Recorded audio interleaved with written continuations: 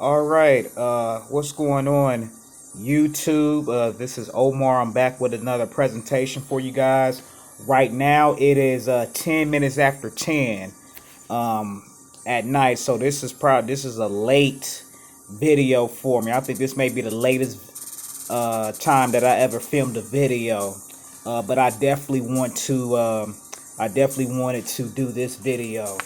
Now, as you can hear the instrumental in the background, it's a little B instrumental called, I want to say, Pretty Boy. Pretty Boy instrumental. It's a nice little beat I got in the background, pretty catchy. But anyway, what I want to do is that I wanted to do another book review with you guys. You guys know that I love reading books. I'm real big on self-improvement, and I'm real big on motivation. So what I want to do is I want to do a book review on this book called Be Fearless by Gene Case. I think I finished the book maybe about a month ago. I read it rather quickly too. I remember getting it right. I want to say maybe right before the end of the year. So I just wanted to do a book review just to touch on some of the key points that I got from the book. Just give me 1 second here. There was this page that I wanted to go to.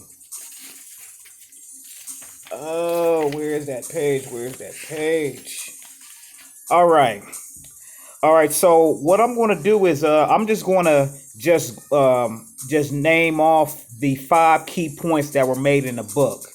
Now, this author, Jean Case, I think she does a line of work where she's like like the head of National Geographics or something like that. But what she did was that her and her husband would interview and have these conversations with people who are doing extraordinary things, who are living living an extraordinary life, and she's trying to find out what is it about these people that make them stand out from the rest. So what she did was that she was able to compile up with 5 things, and I'm about to name them off, as far as the reason why these people made the breakthroughs that they made in life. The first thing she listed was making the big bet. Making the big bet, it involves looking what's beyond the scope of what's possible that you can do. So these are the people that actually has the courage to want to see those opportunities that's ahead and make them want to go forth and to get those things done. So that was the first thing that she listed off. The second rule that she had was to be bold and take risk. To be bold and take risk. Having the goal, having the guts to do something nobody else has done before. You know, not being afraid to go for that next big idea, that next big invention.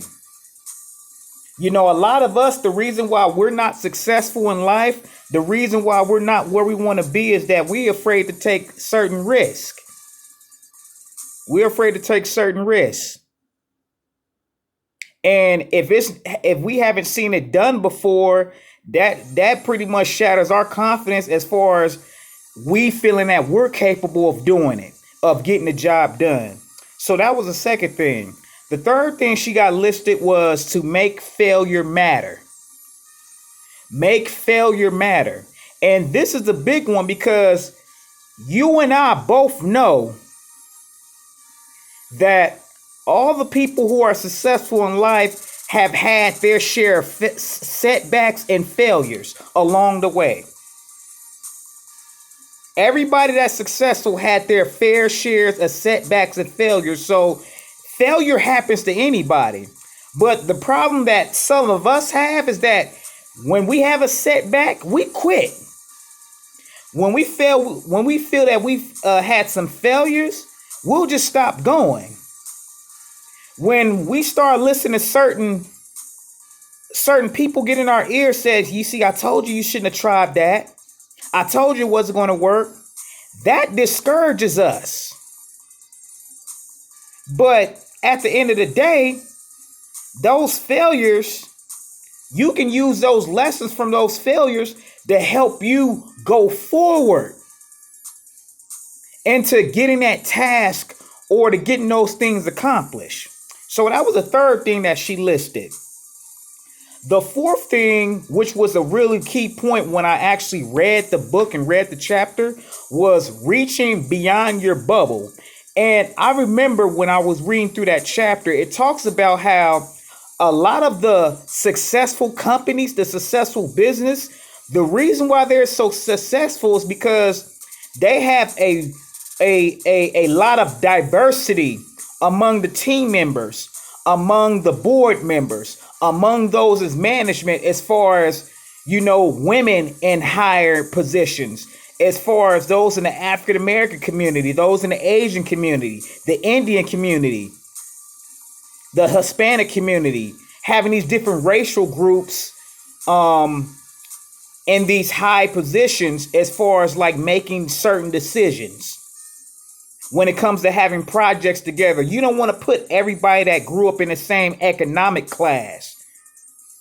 You want to have people from different perspectives and different backgrounds, so that way that there's more to be brought to the table, because we can all use our different experiences, our different perspectives when it comes down to making ideas and how to make certain things work.